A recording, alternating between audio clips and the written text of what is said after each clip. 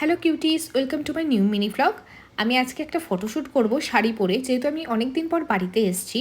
তো সেহেতু আমি একটু রেডি হব, ইচ্ছে হলো অনেক দিন পর, তাই তো আমি মুখ ধুয়ে চলে এসেছি এখানে মেকআপ করার জন্য। তার আগে একটা ট্রানজিশন করব, যে আগে আমি শাড়িটা পরে নেবো, দেন মেকআপ করব।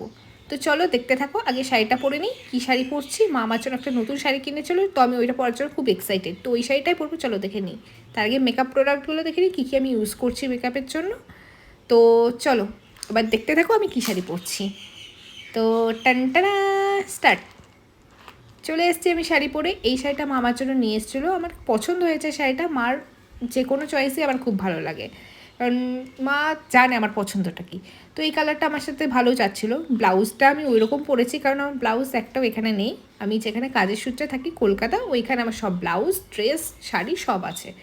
তো আমি যেহেতু ফটোশ্যুটটা করতেই হবে, তো আমি পরেছি ওটা। তো এখন ট্রানজিশনটা চলে এলো, এটা আমার ফুল লুক। তো দেখতে থাকো ফুল লুকটা কেমন লাগছে জানিও আমাকে।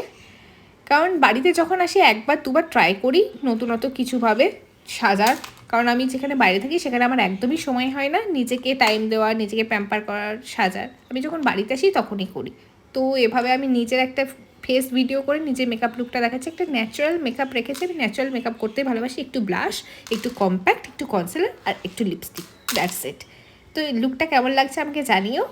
আবার চলে এলাম ফটোশ্যুট করার পরের অবস্থা দেখো, আর ভালো লাগছে না। যেহেতু আমি এসির ভেতর ছিলাম, তাও একটু ঠিকঠাক ছিল, নাহলে এত গরম পড়েছে আর শরীরে একদম দিচ্ছিল না। ফটোশ্যুট করার পর এসে শান্তি লাগছে শরীরের ভেতর। যাই হোক, লুকটা কেমন লাগছে আমাকে জানিও, ঠিক আছে? পরে নতুন একটা ব্লগে দেখা হবে। Tata, bye bye.